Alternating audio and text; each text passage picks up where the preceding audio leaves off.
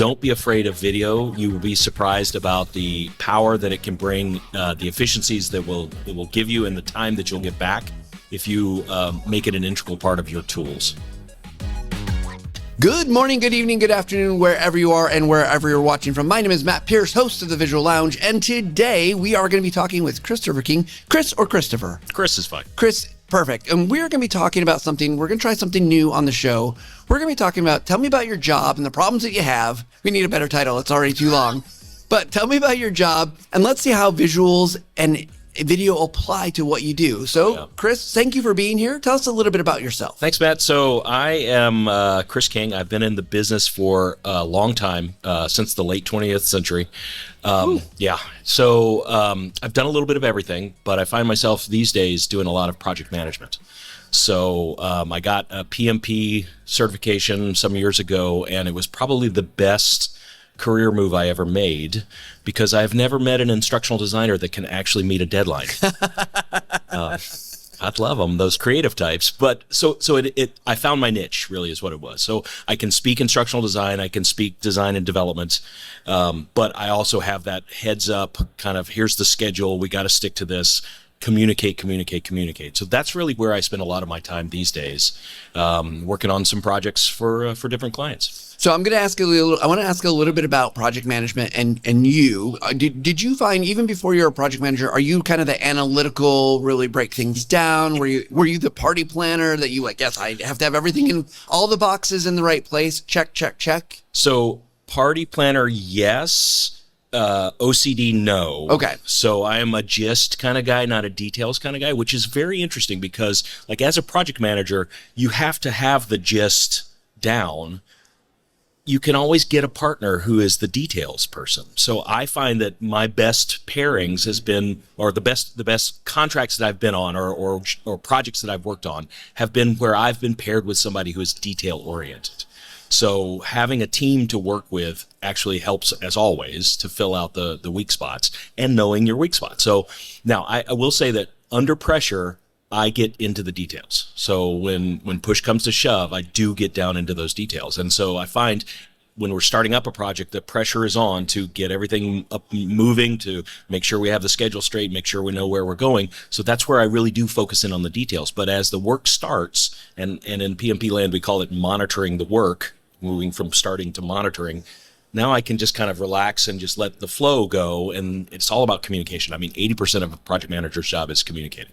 Yeah, I have the benefit of working with this really fantastic project manager, and he, I mean, without him, so much gets lost and not move forward because we are the creative types, and it's not that we don't try. So let's talk about communication a little bit, because I got to imagine, depending on the team, the project, there's all sorts of different communications. So tell me about your maybe 2 or 3 of your most common types of communication that you have to roll with on a regular basis. Reports, number one. I mean, we, especially on projects that are bigger, they've got more contractual deliverables, and so therefore people are wondering where we are on those deliverables all the time. So it is weekly reports, sometimes daily reports if we're getting down to the wire.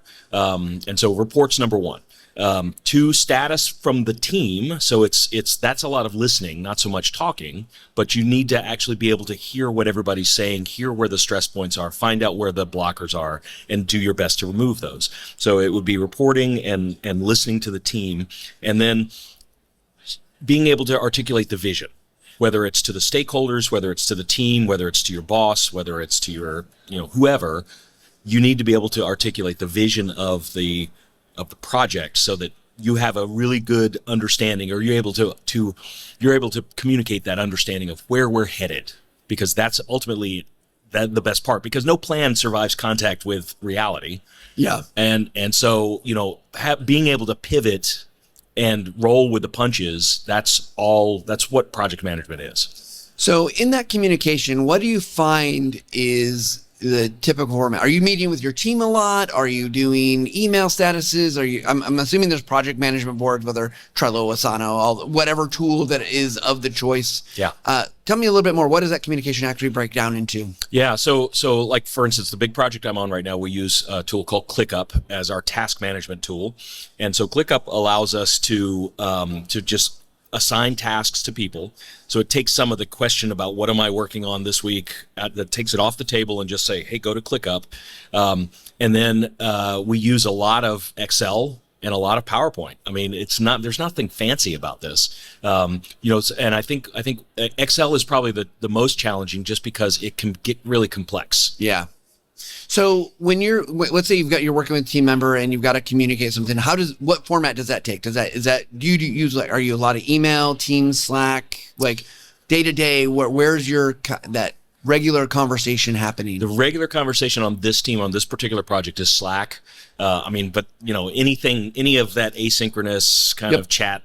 So Slack is a lot of the conversation, which has its own set of challenges because it's really easy to lose the thread. So easy. Yes. I do actually love Slack, but that is the bane of my existence, that someone said something and it wasn't in a channel where I can easily, it's in a conversation, but there was more than one person who was in the, we could have a whole diatribe about, oh God, Slack. Yeah. So Slack, if you're listening, please buff up your AI search tools so that it gets better at that. I think one of the challenges we have is the weekly reports. So, I mean, this particular project that I'm on is a multi-million-dollar project. So, and we've got a team of, I don't know, it's probably about 25 people.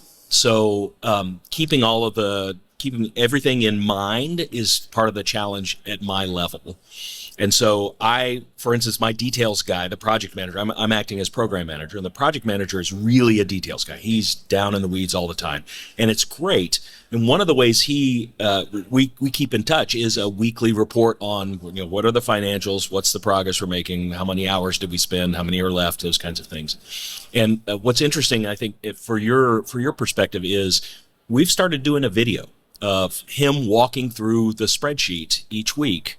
And it can be anywhere from 10 minutes to 20 minutes of him just talking about, here's what happened this week, here's what's going on, here are our financials, here's where we're spending more, here's where we're burning hot, here's where we're blocked. And having that as I can listen to it, watch it anytime, or I can go back and dig into it, and then I know exactly what kind of questions to ask him later. That's been a real boon to the whole thing. So I want to ask about that because it is super interesting, and it's it's an approach we use often in my organization because of the tools that we make. But what is the requirement? Do you say everybody on that 25-person team, do they all need to watch that video? No, that particular video is really just for the project management office. Yep. Right. So I'm using air quotes. Right. So it's the program manager, the project manager, and then the instructional leads. And there's the design lead also. So the leadership team is learning strategist, project manager, program manager, dev lead, and then the boss. So in a practical sense, it sounds like this is, whether you started this from the beginning or maybe you adopted it, why did you decide to go with a video to solve that particular communication problem? It was a matter of that 20-minute review of what we were talking about was eating up 20 minutes of our 1-hour leadership meeting each week. And that was definitely something that could have been outsourced so that everybody could watch it before the meeting, and then you come with your questions there. So it was born out of, how do we make this meeting more efficient rather than spending a third of it going through the financials. Right. Just just kind of everybody sit there and listen isn't really effective when that leadership meetings are really great for decisions, right? Exactly. And getting down to, where do we need to be paying attention? And that report, the video report, helps us understand where do we need to pay attention, what needs to be on the agenda for the leadership meeting, so that we are spending that time and able to make more decisions. So with that in mind, have you adopted video in other places of your communication with your team or within the organization to do similar things? So similar to making the meetings more efficient, when we do a kickoff for one of the sub-projects on this project, and by sub-project, I mean a course. So so this project, we're building 46 e-learning modules. Not very many. Not a lot at all. But each one of those has a certain lead subject matter expert. So we got to get our lead SME up, and some of them have never done e-learning before. And so we actually created a video that says how to be a good SME. I love that. Right. And so that was one of those things that was born out of, well, we've got an hour with this lead SME. We got to get them up to speed. Hey, let's send them a video that talks about what our expectations are. And then they can come with those questions to our meeting where we get them launched and get them pointed in the right direction. So I'll just interject here that I just actually did a video on the podcast about what I, as a subject matter expert, want to hear from my instructional designer. Because often we talk about, oh, you can have your SME record their stuff, but like, what do I need to know? So interesting that you are actually doing that. And so I love that you're providing that information. In the video communication, obviously great idea, makes a lot of sense. Are there challenges that you find like by using video, things that you're like, oh, I wish I could do this or that? The screenshot, I mean, being able to capture the screen, I think, is the biggest thing. And we're lucky that we have some of your tools in-house already. So thank you. Yeah, absolutely. But that makes it easy. So it's really interesting, actually, because I don't have those loaded on my machine. I know. So it's interesting when I want to make a video explaining something or talking about some challenge that we're up against, I have to go to my standard set of Windows tools, which are not as good as yours. And, I've got those kind of challenges. So having the right tools for everybody to use would make this process a lot easier. Yeah. And well, we appreciate the comments, but the reality is like, having a good tool is the important part, right? Right. And so if it makes you able to communicate, do you think people are down that's so hip of me. Are you down with this, guys? Are you down? Are people like, are they liking having the video communication, or are there challenges on the receiving side? Because I know, I'll just be 100% blunt here. I work at a company. We make so many videos. At one point, especially I think kind of mid-COVID, we're communicating asynchronously so much. I'm like, I can't watch any more videos because that's my job now. It's just to watch videos about things. So there's a balance there, but I'm curious, like, how people are responding to that. Like, how did the SMEs respond to saying, hey, here's a video? Yeah, they actually loved it, because same reason that I love being able to review the weekly report on a video, they were able to stop it, pause it, rewind it, listen to it at 2x. That's what I do with our weekly report. So that 20-minute report only takes 10 minutes for me to listen to. And it's pretty funny to hear my project manager talk at that fast. He just had some helium. Here's a fun tip. Slow it down to like 0.5. I have I do not drink, but my colleague does, like, when I give a video, he's like, I slow you down. You sound really drunk. I'm going to try that when I get back. That's if you want to hear your colleagues in a whole different light. Yeah. Not efficient, but fun. Fun. I think what you were describing is more a volume issue and just being overwhelmed with the volume. We're definitely not there. And so I think video still, for us, for our team, for the subject matter expert, still has a little bit of novelty to it. So it's not a routine thing. And I think that helps. That helps make people want to listen to it or watch it. So we've talked a lot about communication, and I think that, like you said, that's 80-90% of your role. Are there other places in your job where images and videos come into play? So, I mean, I'm here at a conference. I'm going to be presenting tomorrow, so I have to do video or images on my slides all the time, because nobody wants to see just words on a slide. What? I know it's weird. It's weird. Just try this. Try this once, Matt. Okay. I'll try it. Yeah. Put some pictures on there. So yeah, I'm constantly trying to find other ways to get images. And without saying the word, the letters that everybody is saying here, I mean, there are some tools out there that will let you get there, but I'm finding that finding the right prompts to create the thing that I have in my mind is not easy.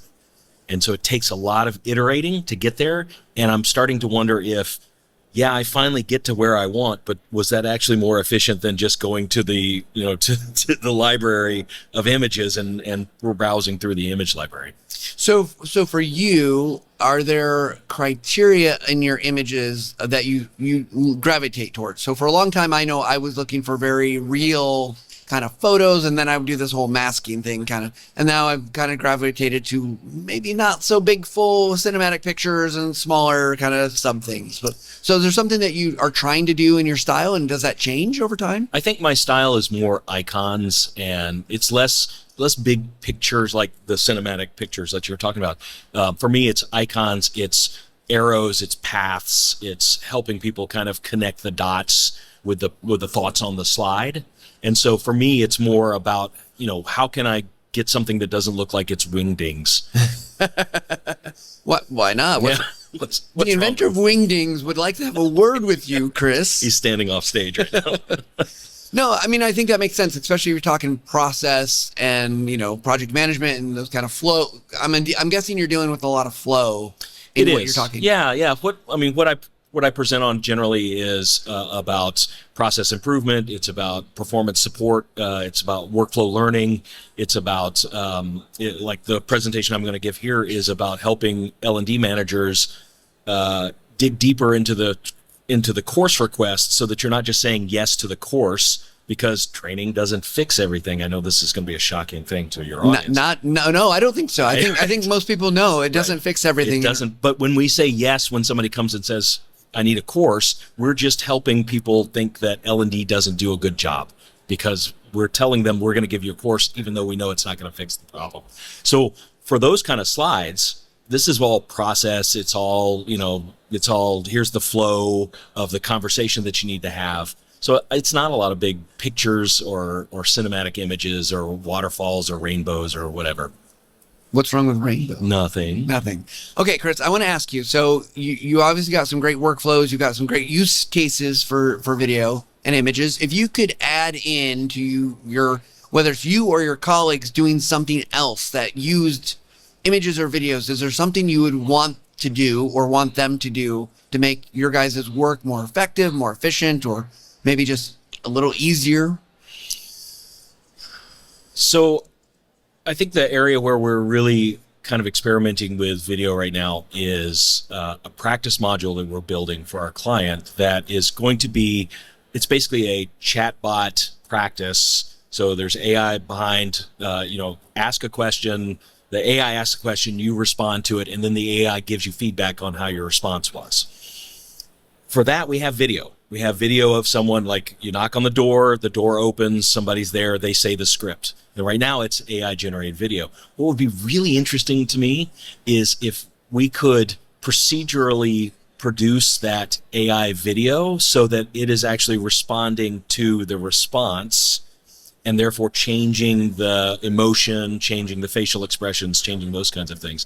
So having the ability to kind of craft that on the fly, I think that's the future for the kind of work that we're doing in this industry. So it's like the old days of the responsive, like you kind of choose your own adventure, right? Like, yeah. But it would be dynamic enough to be able to say, well, this person responded poorly, so this is how they... Right, so now the person on the door is going to get mad because you just called them fat or whatever. Oh boy. Yeah. Right. So these are the kinds of things where video in the actual deliverable, I think, has a real place, because we're visual creatures. So having that video to respond to, being able to see the micro expressions, being able to read facial expressions, I think that's really important for the learner. On the back end, being able to do these video reports, I think, or even just, hey boss, here's the problem that we have. Hey boss, we've already burned 300 hours of our 3,000 hours, and we've only done 60 hours of actual work.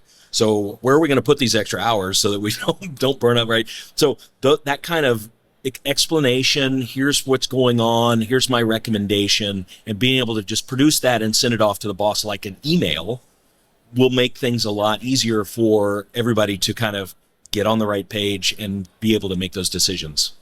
Well, I want to get kind of towards wrapping up here, but I do want to ask, so we've kind of talked about like what you would like to have. We talked about what you're doing. What advice would you give to someone maybe in a similar role?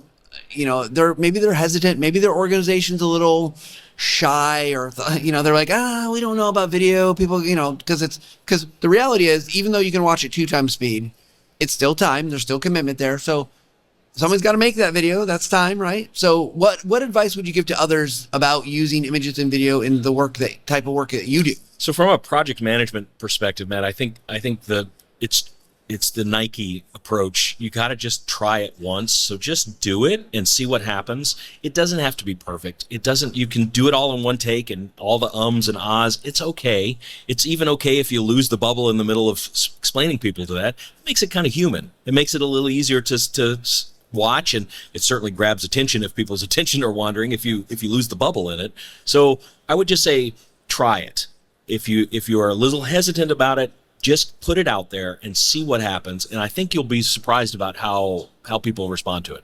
You know, we're going through a system migration, going from one tool to another tool. And I guess he's technically a program manager as well, but he just made a video talking about some changes that were going to be happening. And it was so helpful because we weren't going to have a team meeting, all 30 of us, to talk about that one thing, yet he could get that information to us. We could see what it's going to look like and how these two things are going to be different, but yet the same. So I agree with you that you got to try it and it makes a big difference. Yep. But with that said, we're going to have a little fun here. We're going to go into what I call our speed round questions. All right, here we go. So I got 12 questions. Normally I have a 12-sided die that I roll, but I didn't bring it with me because I've tried to stop being that kind of nerd.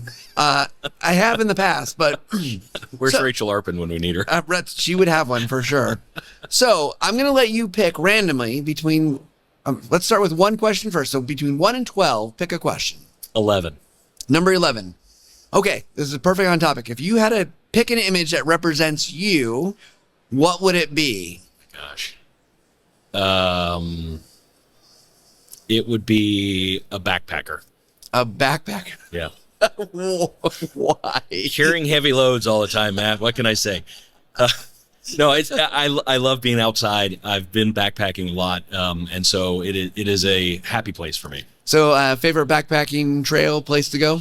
I've been out to Philmont, which is the Scout Ranch in New Mexico, and spent 12 days in the backcountry there, and that was life-changing. I imagine. I hear great things. Okay, now 1 to 12, but not 11. 3. Number 3.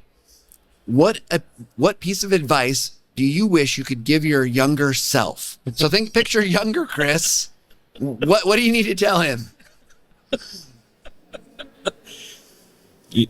That girl that you're really interested in, don't. All right. So professionally, I would say. That's fine. No. Yeah, I would say it's, oh gosh, I'm going to sound like a dad here, but pick the thing you love and do that. So it took me a while to find L&D. And once I found it, it was a perfect match for me. But it took me a while to get there. So listen to what you have the energy behind and follow that energy. Love that. Okay, one more question.